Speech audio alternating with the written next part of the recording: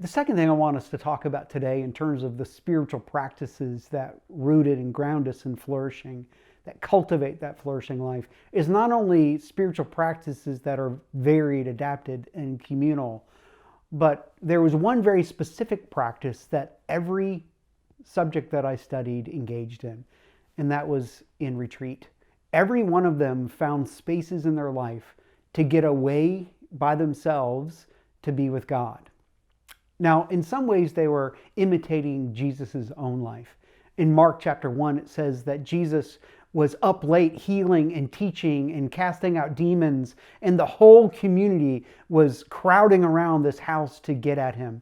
And he was up late in order to care for all the people around him and to make God known through the scriptures. But it says very early in the morning, he went to a solitary place and prayed.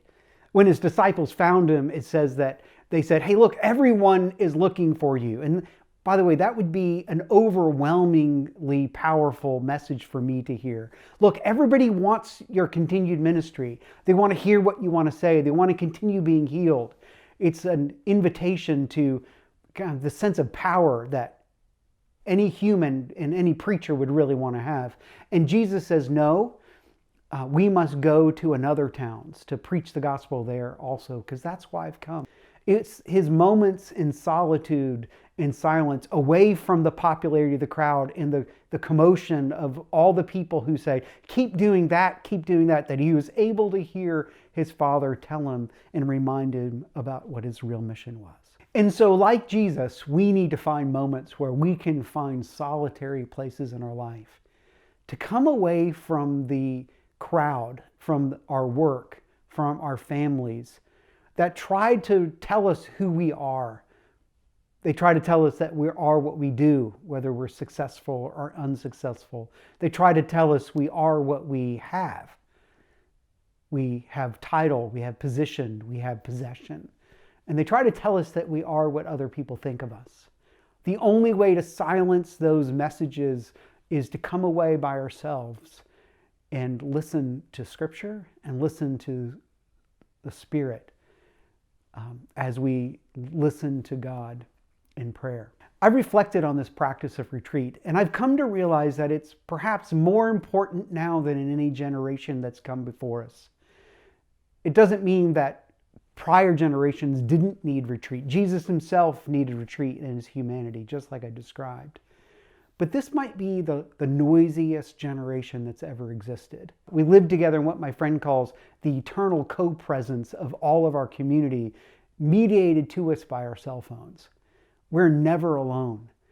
And there's constant notification of people's approval of us or disapproval, constant notification of their engagement with our ideas, of telling us whether we're good or bad, of whether we're important or unimportant. This is a noisy generation, and we need to regularly silence the noise and listen to God. To come apart, either alone or with others in community, and spend some time paying attention to what the Scriptures would define us as being.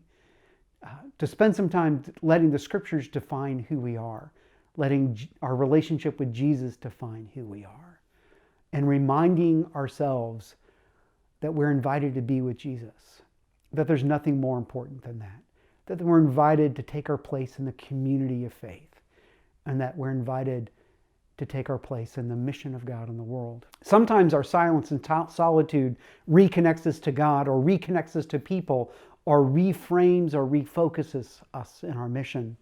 But for all of us, this time of retreat is critically important. Now, my friends engage in retreats in lots of different ways. For some of my friends, they do some kind of mini retreat almost every week.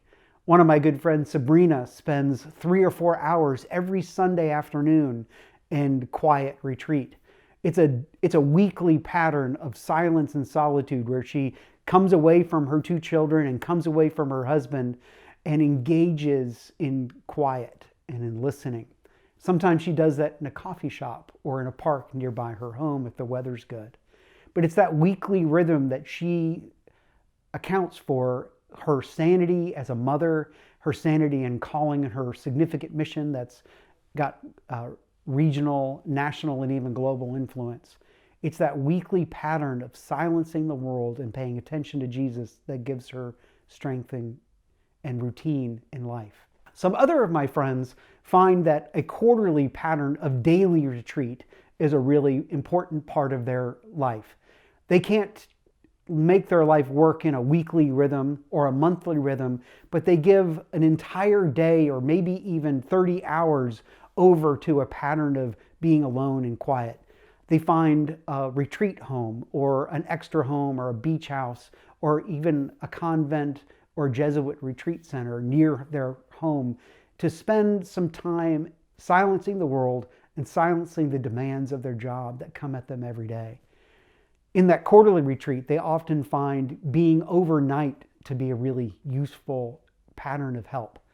They can slowly one evening disengage from email and cell phone, get a good night's sleep, and then walk into the next day, a full day of listening to God, of walking, of praying, and maybe even engaging in the pattern of prayer in the local community that they're part of, whether it's a retreat center or community of faith that engages in the daily rhythms of prayer. For others, the monthly retreat is a really critical pattern.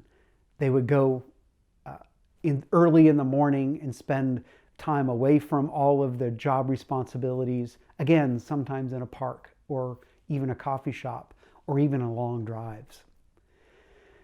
Whether it's a weekly, monthly, quarterly pattern, finding some rhythm to get away alone is really critical. Now, let me mention that some of us to get away alone requires community. Now, it sounds silly that aloneness can require community, but some of us need that encouragement, we need that accountability, and we need that reflective pattern that another human can give us. Let me encourage you to consider bringing a friend on your retreats. In a day retreat, perhaps in the morning, you could have breakfast talking about what's been going on in your life and where you are in your relationship to God and how you feel both encouragement and desolation about your relationships or your mission.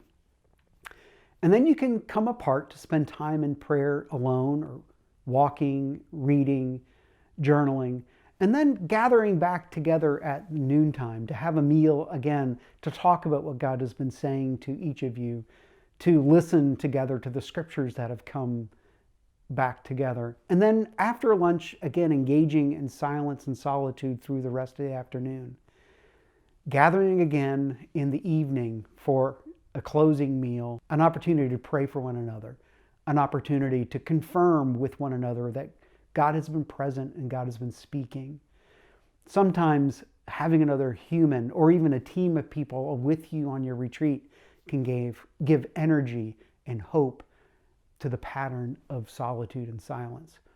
We're not good at solitude and silence, so sometimes we need help along the way. Let me encourage you to consider bringing a friend with you.